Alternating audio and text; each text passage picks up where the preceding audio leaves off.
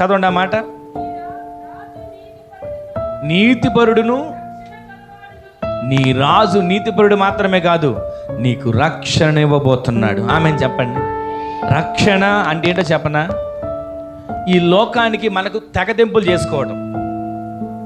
రక్షణ అంటే ఏంటో చెప్పనా? ఈ లోకం ఇంతవరకు మనల్ని బానిసలుగా ఉంచింది. పాపంలో పుట్టాం, పాపంలో పెరిగాం. వయసు వచ్చినాక వయసు పాపం, దాని వలన వచ్చిన కర్మ పాపం, ఇవి మనిషిని పట్టి పీడిస్తున్నాయి. పట్టి పీడించిన ఈ పాపం వలన వచ్చిన జీతం మరణం అని లేఖనాలు సెలవిస్తుంటే, ఆ మరణం, పాపం వలన మరణం పొందిన వారందరూ ఆరని అగ్ని గుండంలో, నరకంలో పడుతున్నారు.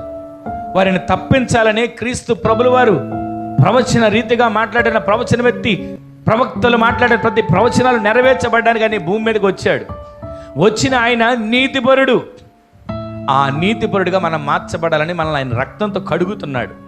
నీవు రక్తంతో కడగబడిన నాటి నుంచి, పాపంలో నుంచి తిరిగి ఆ పాపాన్ని విడిచిపెట్టి, పాపంలో ఆ జీవితాన్ని వదిలిపెట్టి క్రీస్తులు అంటూ కట్టబడి జీవిస్తున్న నీ జీవితం మరలా పాపం వైపు వెళ్లకుండా, అపవిత్రత వైపు వెళ్లకుండా పరిశుద్ధత కలిగి నీవు జీవించేటట్లుగా దేవుడు, నేను నీతిపరుడును, నా నీతి కలిగిన రాజ్యాన్ని నిన్ను సిద్ధపరుస్తున్నా, నీవు నీతిమంతుడుగా, నీతిపరురాలుగా జీవించాలని తెలియజేస్తున్నాడు.